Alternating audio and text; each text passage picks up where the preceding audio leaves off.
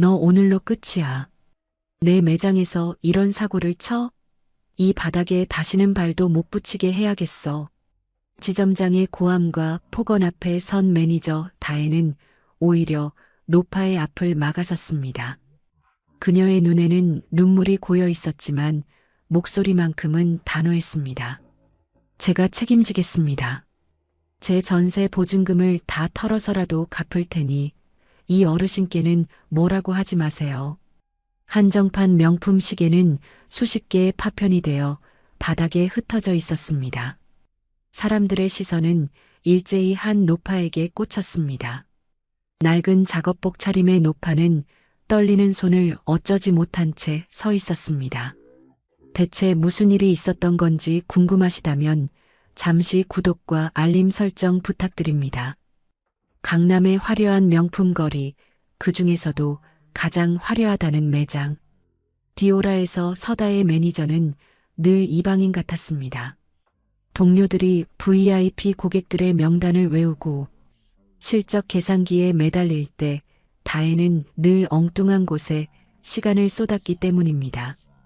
매장 구석에서 길을 잃고 서성이는 노인에게 다가가 따뜻한 물 한 잔을 건네거나 물건은 사지 않고 옛날 이야기만 늘어놓는 단골 할머니의 말동무가 되어주는 시기였죠. 동료들은 그런 다혜를 비웃으며 미련한 곰이라 불렀습니다. 오늘도 그랬습니다. 매장 안은 이번 시즌 한정판 제품을 선점하려는 VIP들로 북적였습니다. 지점장 고창석은 가짜 명품을 걸치고 부자 흉내를 내는 카푸어 고객들에게도 굽실거리며 아부를 떨고 있었습니다. 하지만 다혜의 시선은 매장 입구에서 쩔쩔매고 있는 한 청소부 할머니에게 향했습니다. 할머니는 낡은 신발 끈이 풀린 줄도 모른 채 무거운 쓰레기 봉투를 들고 있었습니다. 다혜는 주저없이 무릎을 꿇었습니다. 그러고는 자신의 슬리퍼를 벗어 할머니에게 내어주며 직접 신발끈을 단단히 묶어주었습니다. 할머니, 이 신발끈이 풀리면 위험해요. 제 슬리퍼라도 신고 가세요. 저는 괜찮으니까요. 이 광경을 지켜보던 고지점장의 얼굴이 불그락푸르락 달아올랐습니다. 그는 다혜를 구석으로 불러 낮게 으르렁거렸습니다. 서다혜, 너 지금 뭐 하는 거야? 여기가 노인정이야? 저런 사람들 상대하느라 지금 VIP 예약 손님 놓친 거 안 보여? 이번 달도 실적 꼴찌면 각오해. 넌 우리 매장에서 퇴출이야. 고지점장은 실적 보고서를 다혜의 가슴에 던지듯 내팽개쳤습니다. 하지만 다혜는 묵묵히 보고서를 주워들었습니다.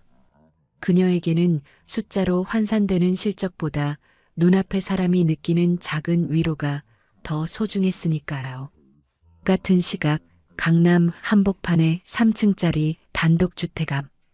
이곳에는 대한민국 유통업계의 큰손이라 불리는 오만순 회장이 거울 앞에 서 있었습니다.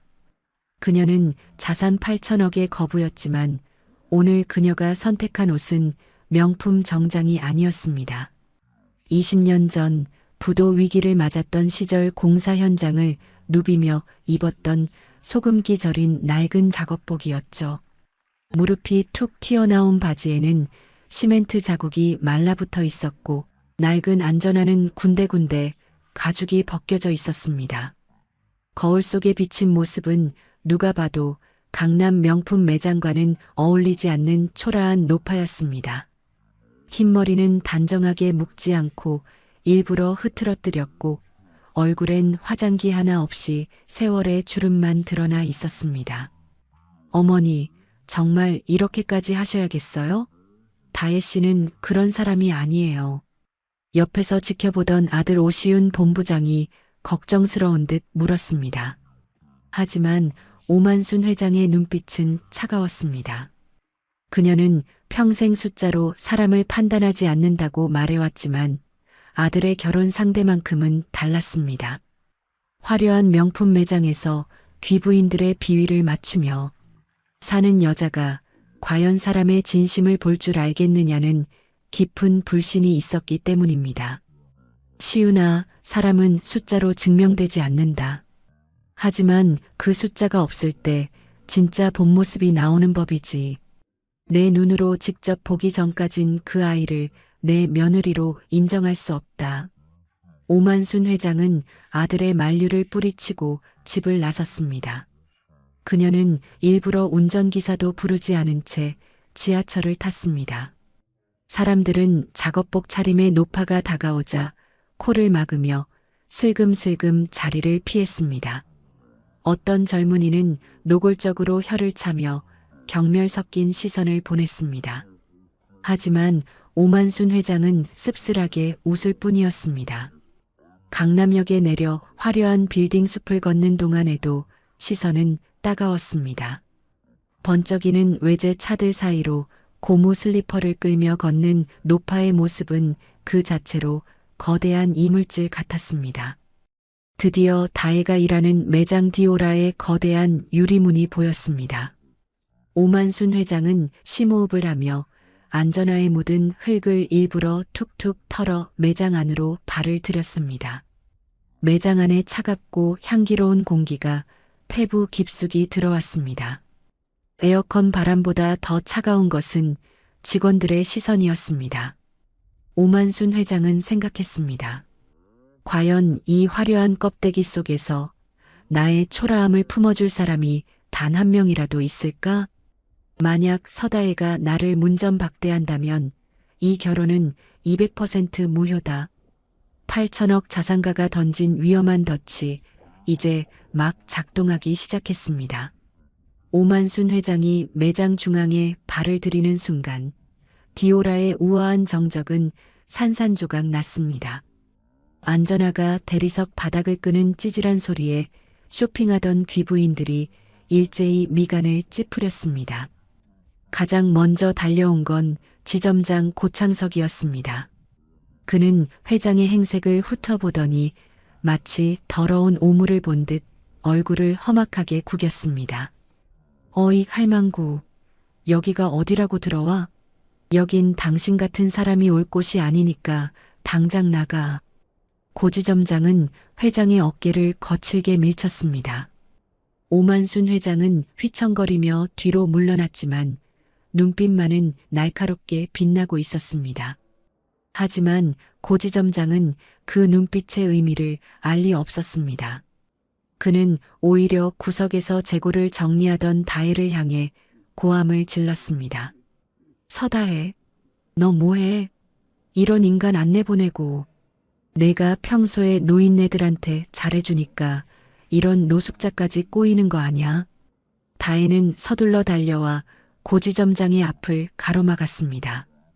그녀는 겁에 질린 표정이었지만 바닥에 주저앉으려는 노파를 정성껏 부축했습니다. 지점장님, 손님한테 이러시면 안 돼요.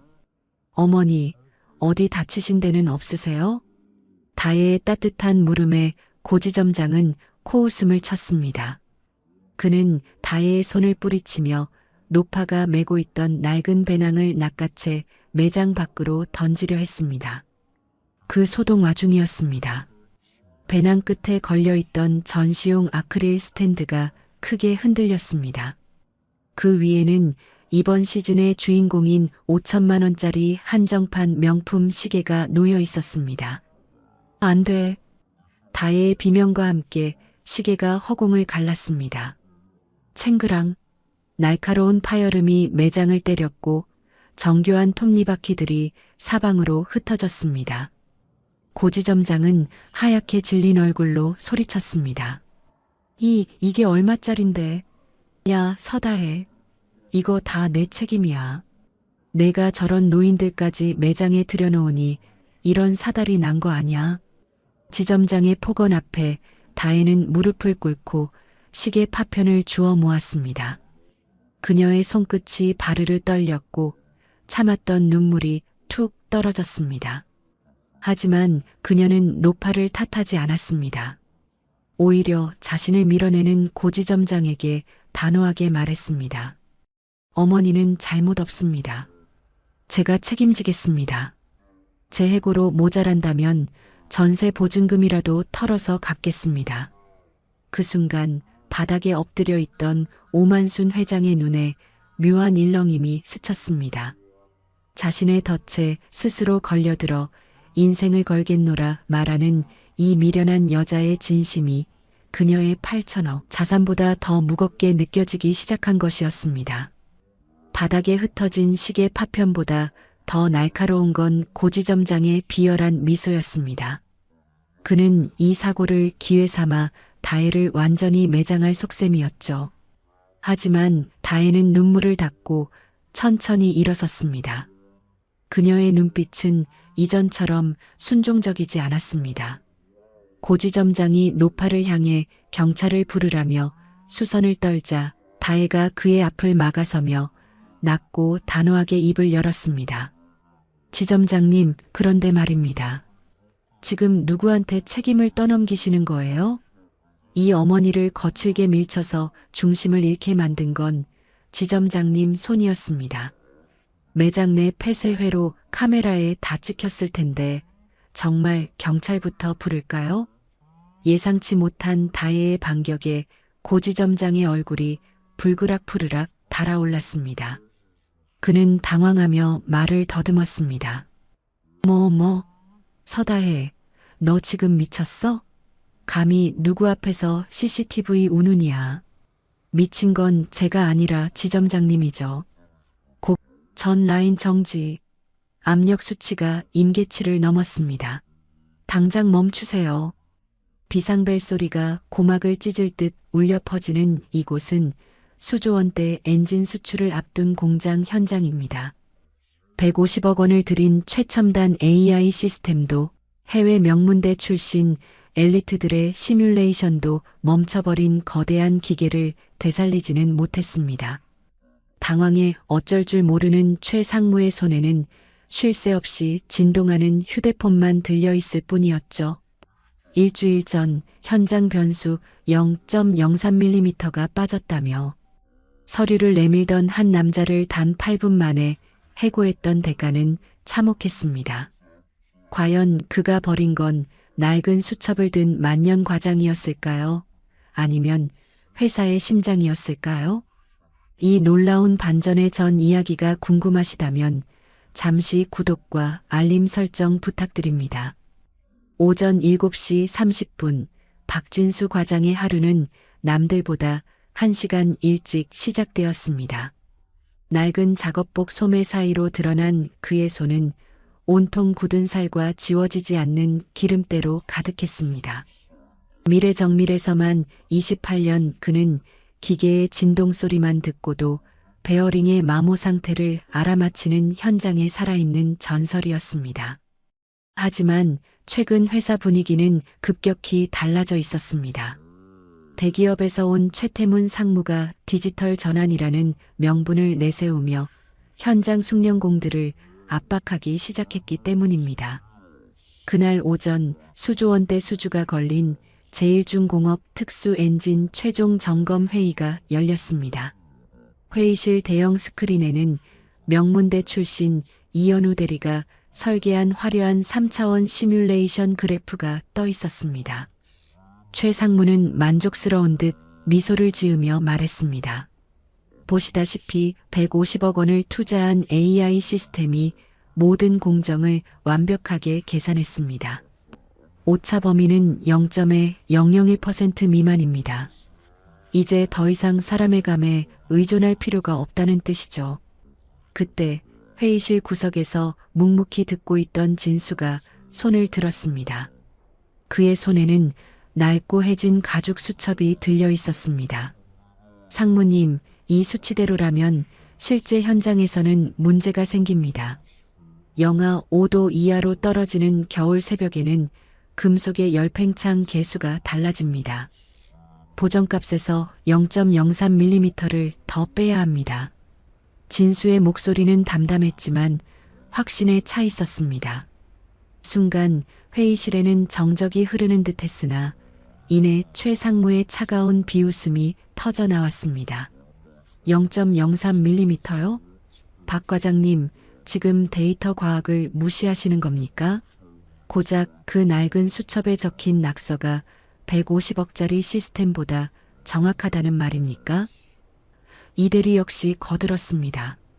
과장님, 저희 시뮬레이션은 전 세계 기후 데이터를 기반으로 한 겁니다. 개인적인 경험을 공식적인 수치에 섞으시면 곤란합니다. 최 상무는 책상을 탁 치며 말을 이어갔습니다. 학벌 낮은 분들이 가진 고집이 무섭다더니 정말이군요. 시대가 변했습니다. 박 과장님처럼 숫자가 아닌 감으로 일하는 분들은 이제 우리 회사에 자리가 없습니다. 진수는 억울함보다 두려움을 느꼈습니다. 자신의 무시당함이 아니라 0.03mm라는 그 작은 틈이 불러올 거대한 재앙이 눈에 보였기 때문입니다. 하지만 최 상무에게 진수의 경고는 그저 구시대 기술자의 마지막 발악처럼 보일 뿐이었습니다. 회의가 끝난 후 박진수 과장에게 돌아온 것은 차가운 인사팀의 호출이었습니다. 최태문 상무의 방으로 들어간 진수가 자리에 앉기도 전에 책상 위에는 미리 준비된 사직서 한 장이 놓여 있었습니다. 최 상무는 시계조차 보지 않은 채 아주 사무적인 목소리로 입을 열었습니다. 박 과장님, 회사가 젊어지고 있습니다. 150억 원짜리 시스템이 박 과장님의 28년을 이미 완벽하게 대체했습니다. 서로 구차해지기 전에 정리합시다.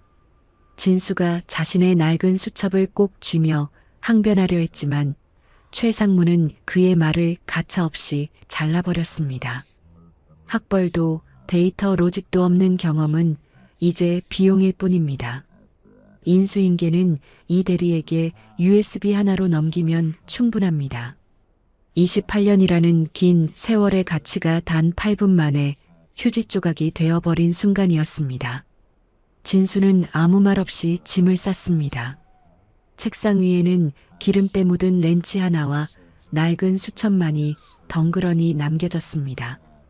회사를 나서는 진수의 등 뒤로 억수 같은 빗줄기가 쏟아지기 시작했습니다. 그는 평생을 몸담았던 업계의 다른 공장들을 찾아갔습니다. 하지만 돌아오는 반응은 차갑기만 했습니다. 나이가 너무 많으시네요.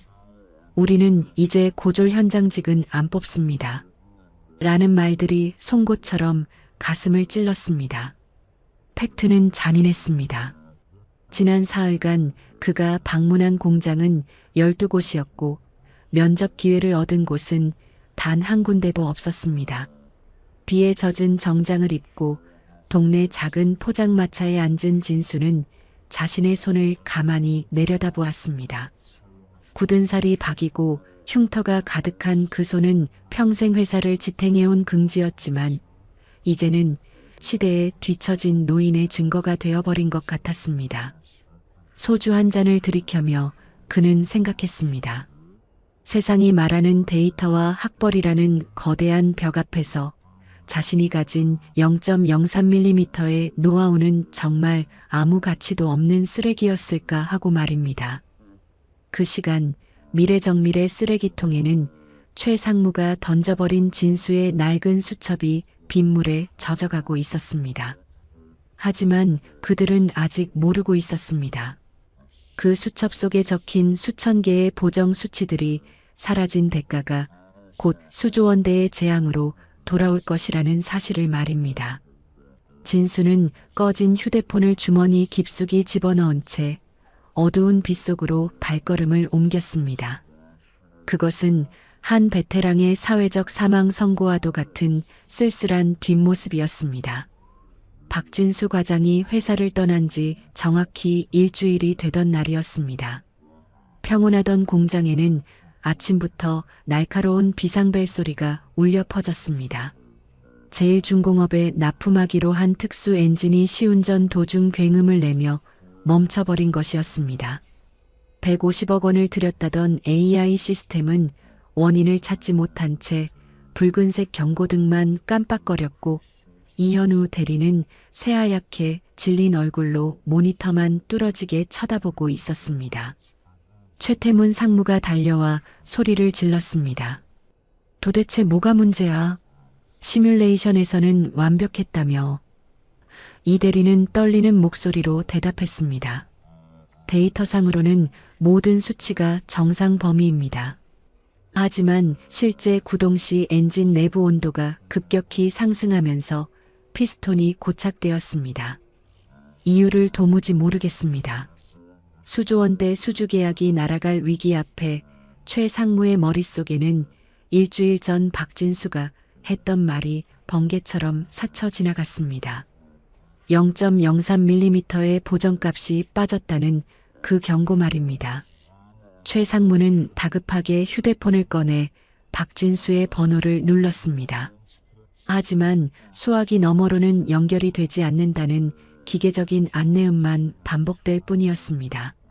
한 통, 두 통, 그렇게 시작된 전화는 어느새 30통을 넘어섰습니다. 하지만 박진수는 전화를 받지 않았습니다. 최 상무는 그제야 자신이 쓰레기통에 내던졌던 것이 단순한 낡은 수첩이 아니라 회사를 살릴 유일한 열쇠였다는 사실을 뼈저리게 깨달았습니다. 비슷한 시각, 진수는 동네 작은 공원에서 꺼진 휴대폰을 바라보고 있었습니다.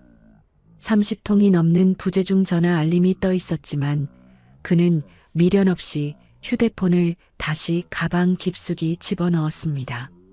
억울하게 쫓겨날 때 느꼈던 비참함보다 자신이 평생 지켜온 기술의 가치를 쓰레기 취급했던 그들의 오만함이 더 아프게 다가왔기 때문입니다.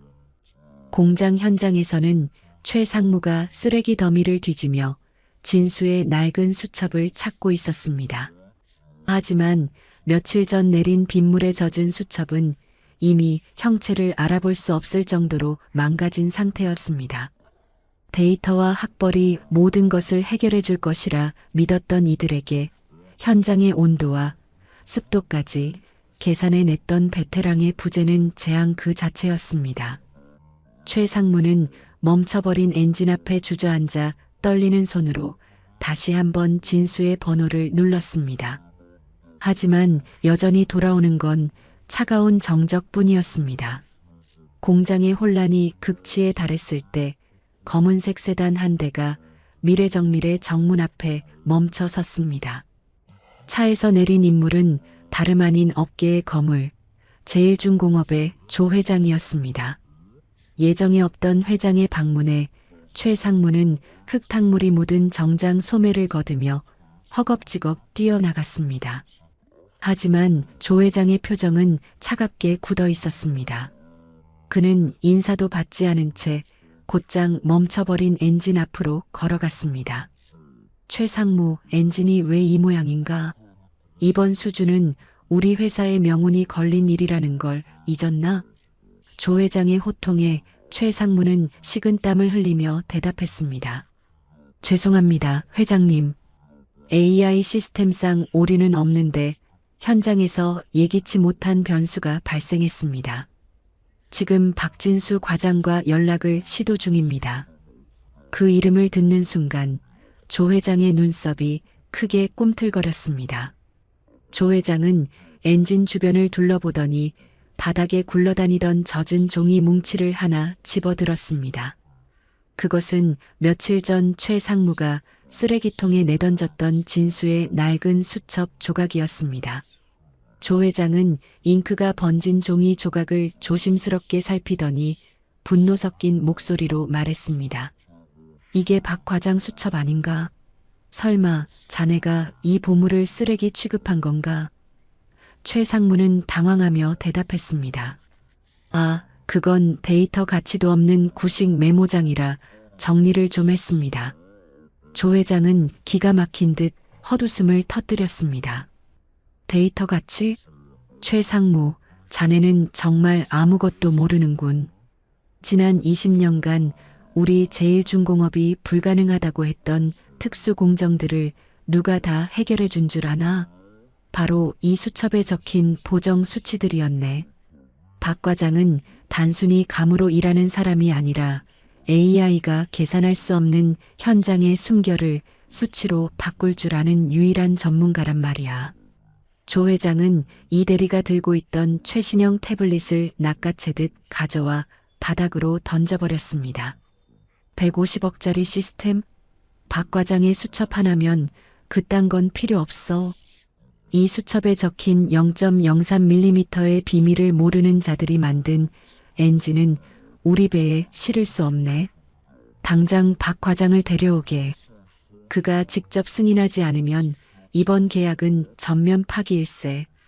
조 회장의 선언은 최 상무에게 사형 선고와도 같았습니다. 최 상무는 그제야 깨달았습니다. 자신이 무시했던 만년 과장이 사실은 회사의 존폐를 쥐고 있는 진짜 실력자였다는 사실을 말입니다. 조 회장의 불호령이 떨어진 직후 미래정밀의 주가는 곤두박질 치기 시작했습니다. 제일중공업과의 계약 파기 소문이 돌자마자 수백억 원의 시가총액이 증발해버린 것이었습니다. 최 상무는 사색이 되어 박진수의 집 앞으로 달려갔습니다.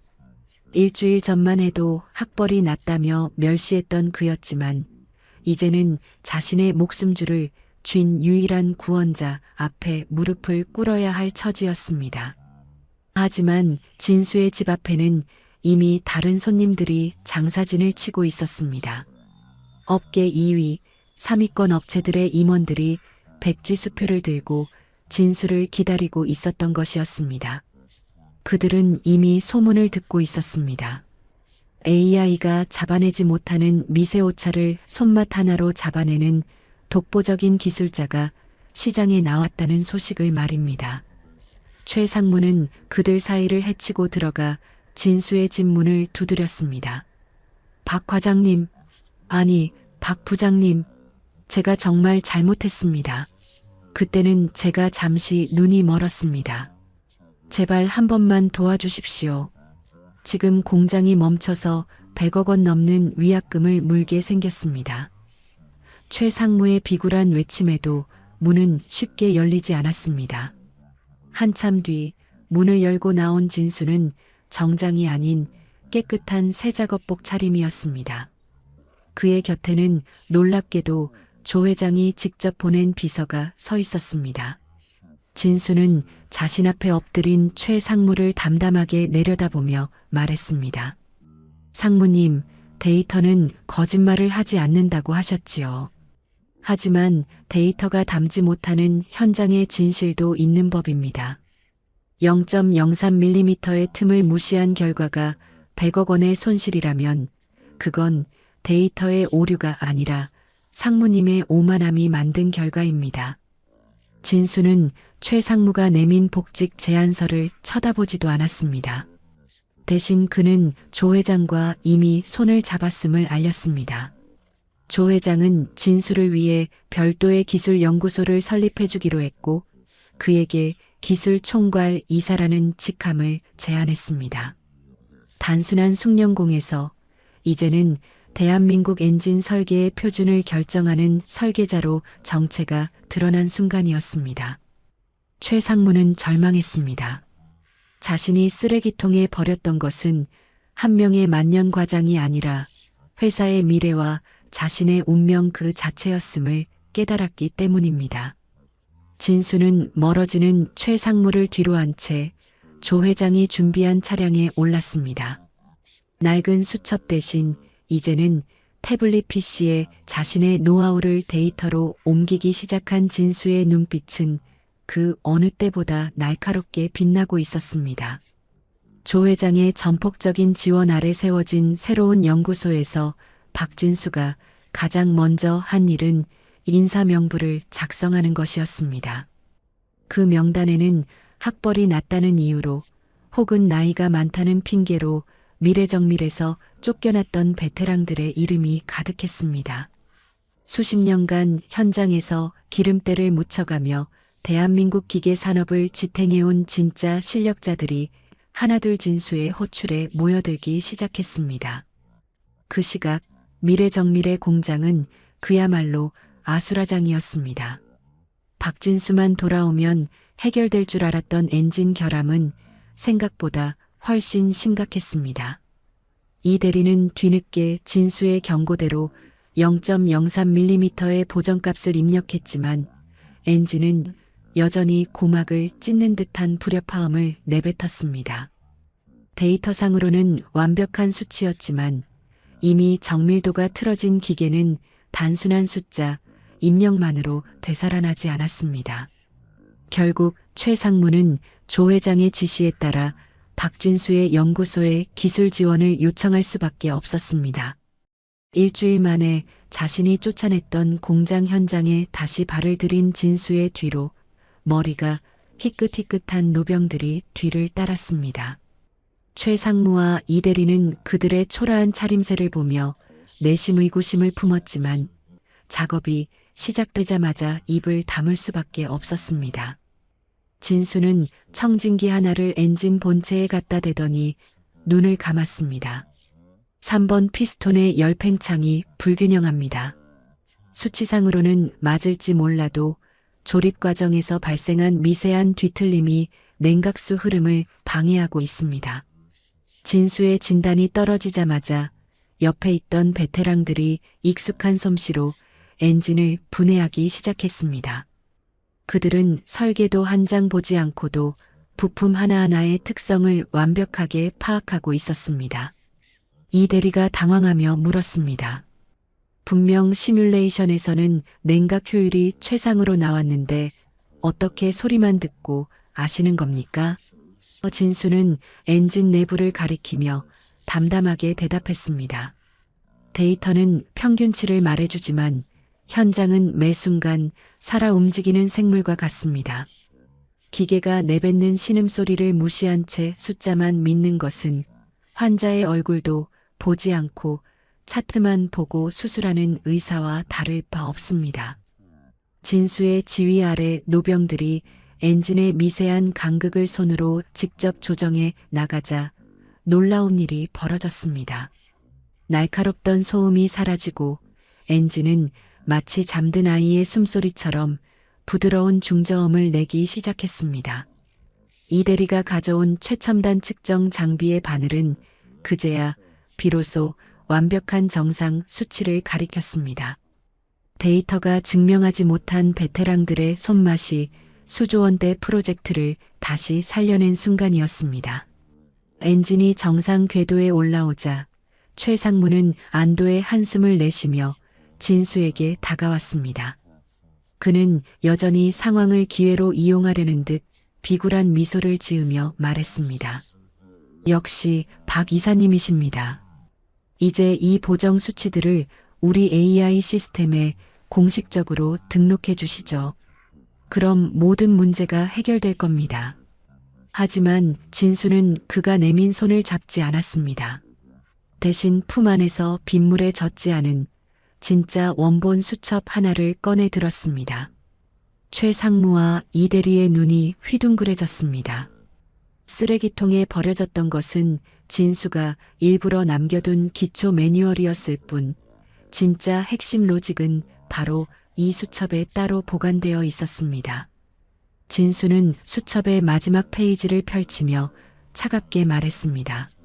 상무님이 버린 수첩에는 0.03mm의 수치만 적혀 있었을 겁니다.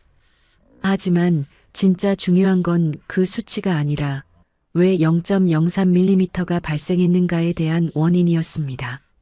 진수가 보여준 수첩에는 놀라운 기록들이 빼곡했습니다. 그것은 미래정밀이 지난 3년간 원가 절감을 위해 바꾼 저가형 합금의 결함 리포트였습니다. 데이터상으로는 규격 합격품이었지만 실제 고온 가동 시에는 미세한 변형이 일어나는 저급한 자재들이었습니다. 최 상무가 자신의 실적을 위해 몰래 진행했던 원가 절감의 비리가 진수의 수첩 속에 고스란히 팩트로 기록되어 있었던 것이었습니다. 이 대리는 충격에 빠져 중얼거렸습니다. 설마 AI 데이터가 틀린 게 아니라 원재료 자체가 변수였다는 건가요? 진수는 고개를 끄덕였습니다. 데이터는 입력된 값이 진실이라는 가정하에 움직입니다. 하지만 누군가 자신의 욕심을 위해 가짜 데이터를 집어넣으면 AI는 재앙을 만드는 기계가 될 뿐입니다. 저는 이 문제를 28년간의 경험으로 알고 있었고 홀로 그 결함을 메워오고 있었습니다. 그 순간 뒤에서 지켜보던 조 회장의 비서가 서류 한 장을 내밀었습니다. 그것은 제1중공업법무팀에서 발송한 계약 위반 및 사기 혐의에 대한 고소장이었습니다. 무언가 절감을 위해 저가 부품을 쓰고 이를 데이터로 은폐하려 했던 최 상무의 범죄가 진수의 수첩을 통해 만천하에 드러난 순간이었습니다. 최 상무는 자리에 주저앉아 벌벌 떨기 시작했습니다.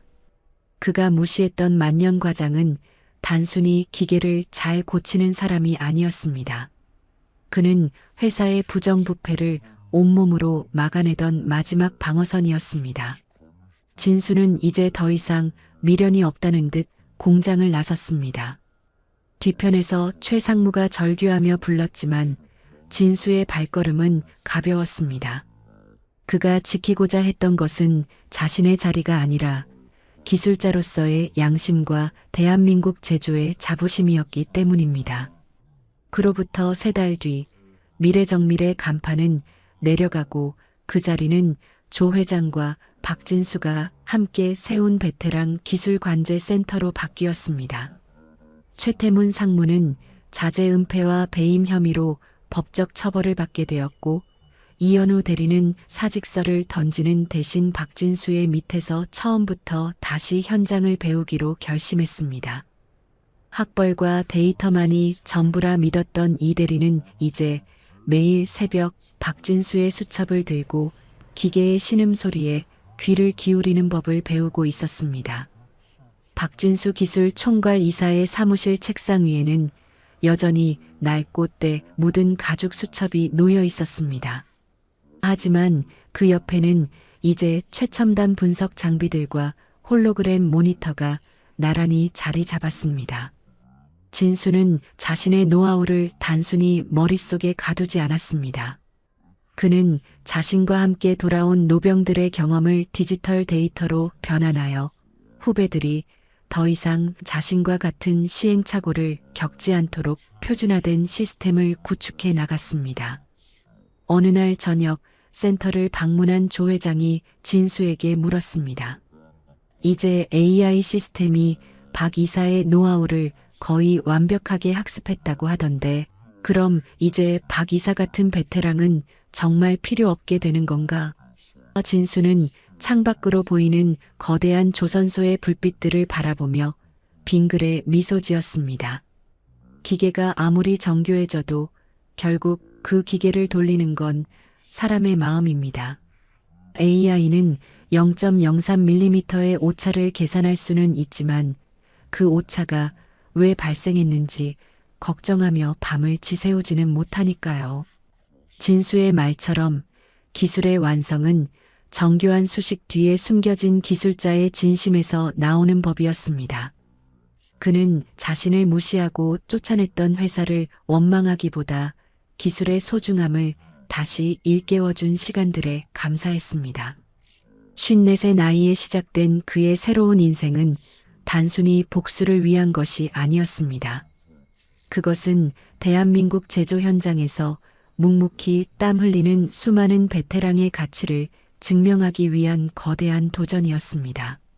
지금 이 순간에도 수많은 현장에서 0.03mm의 기적을 만들어내는 분들이 계십니다. 낡은 작업복과 거친 손마디 속에 숨겨진 그들의 진정한 가치를 우리 사회가 조금 더 일찍 알아봐 줄 수 있기를 바라봅니다. 오늘 준비한 박진수 부장의 이야기가 여러분의 마음속에 작은 울림이 되기를 바랍니다. 여러분의 생각은 어떠신가요? 댓글로 자유롭게 의견 남겨주시면 하나하나 소중히 읽어보겠습니다. 오늘도 이야기 친구였습니다. 감사합니다.